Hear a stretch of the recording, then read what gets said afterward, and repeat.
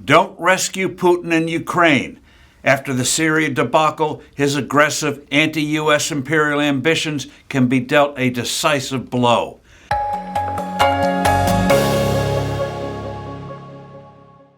Hello, I'm Steve Forbes, and this is What's Ahead, where you get the insights you need to better navigate these turbulent times.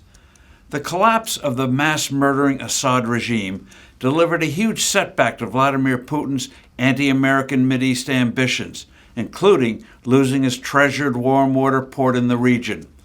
But Putin takes comfort that he may still achieve his goal to subdue Ukraine and ultimately get control of that blood-soaked land through negotiations with President Donald Trump.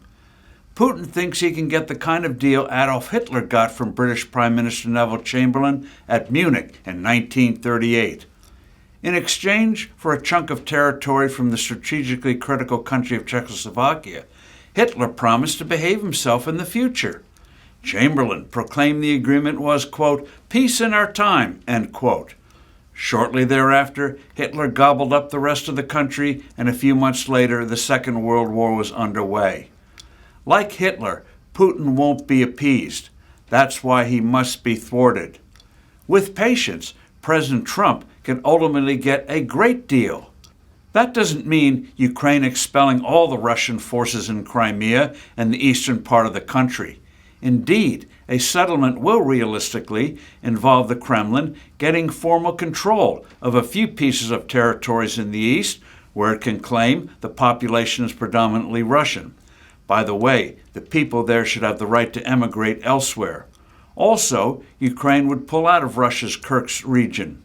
But the final deal must unmistakably leave Ukraine an independent nation with strong security arrangements. To that end, mere promises are useless, just as they were in 1938 regarding Czechoslovakia. Genuine security can be achieved without formal NATO membership, but with something even better. Permanent military bases, each manned by troops from Britain, France, Poland, and the U.S., and perhaps even battalions from Finland, Sweden, Slovakia, and the Czech Republic.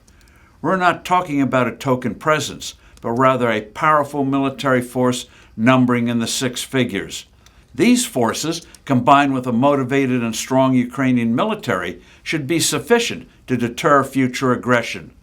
The costs can be paid from the $300 billion of frozen Russian bank assets held in the West.